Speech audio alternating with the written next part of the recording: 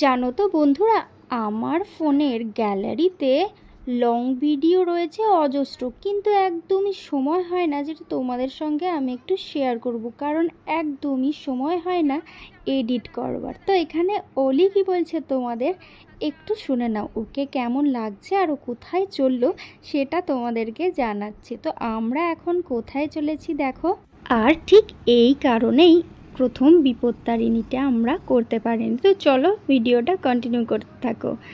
এখানে দেখো কিনে ফেললাম কিছু শুকনো খাবার, কারণ বাড়ি থেকে বেরোনোর সময় কোনো কিছুই সকালে বানানোর সময় পাইনি। তো আমাদের ওখানে কতক্ষণ থাকতে হবে আমরা জানি না, তো সেই কারণে কিছু খাবার কিনে নিলাম। তো ওখানের দোকান থেকেও কেনা হয়নি, এখানেই কিনে নিয়েছি। তো যাই হোক, দেখো এখানে চলে এসেছি।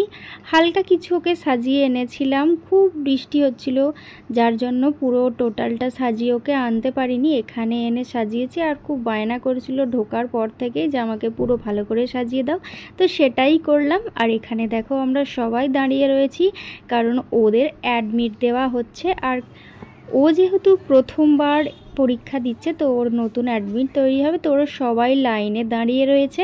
সবাইকে এক সাজে দারুণ লাগছে ওদের। আর এখানে এসে ওর কিন্তু ভীষণ খিদে পেয়ে গিয়েছিল, যার জন্য একটা বন্ধুর থেকে প্রায় জোর করেই কিছুটা চাউমিন নিয়ে খেয়ে নিল ও।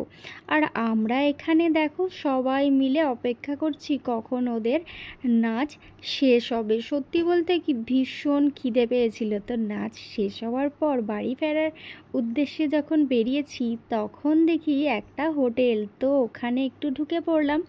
আমরা মা মেয়ে দুজন মিলে একদম পেট পুরে একটু খেয়ে নিলাম। সেটা দেখো কি খাচ্ছি আমরা, এখানে আমরা নিয়ে নিয়েছি দুজনে মোমো।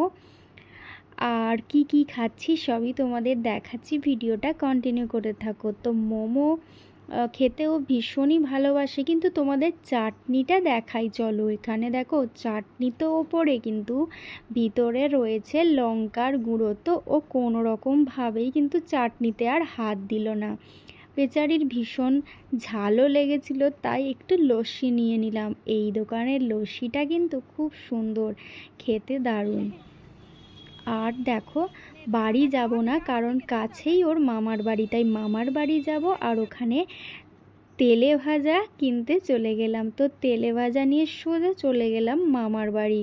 তবে খুব একটা খারাপ ব্যাপার ঘটলো, সেটা হলো মামার বাড়িতে যখন গিয়েছিলাম তখন কোনো ভিডিও করা হয়নি। তো এটা হচ্ছে আমাদের ফেরার পথে। তো মামার বাড়িতে ওই দিনটা পুরো কাটিয়ে নিলাম, বিপত্তারিণীর প্রথম দিনটা, তার পরের দিনটা ছিল রবিবার। তো ওই দিন বাড়ি ফেরার পথে এই ভিডিওটা দেখো এখানে। তো ও খুবই এই কেকটার বায়না করছিল, কেকটা কিন্তু সত্যি দারুণ খেতে। আর ও কোনো দিনই খায়নি, আমি এই কেকটা ওকে কোনো দিনই কিনে দেইনি। এটা 20 টাকার মতো দাম নেয়, তো ভালো টেস্ট। আর এই কেকটা কিনেছিলাম এখানেরই স্টেশনের ভিতরকার দোকানে। তো তোমরা কারা কারা এই কেকটা খেয়েছো অবশ্যই জানিও। তারপর দেখো ট্রেনের আসার নাম নেই, তাই আমরা একের পর এক খাবার খেয়ে চলেছিলাম। তারপর দেখো বাড়ি ফেরার পথে নিয়ে চলে এলাম ইলিশ, তাই দিয়ে খাওয়া দাওয়াটা সেরে নিলাম। আর ইলিশ মানেই কিন্তু তেল, তো তেল দিয়ে ভাত খেতে কে কে পছন্দ করো অবশ্যই জানিও, আমি তো ভীষণ পছন্দ করি।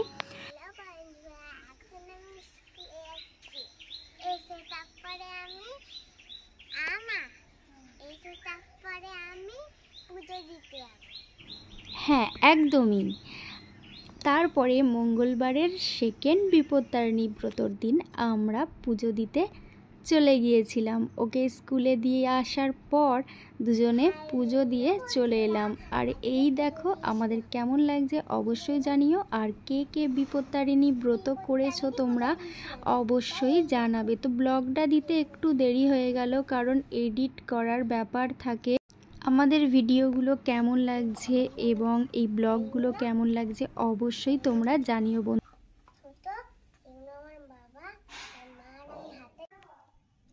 দাঁড়া ওরকম করিস না, দাঁড়া।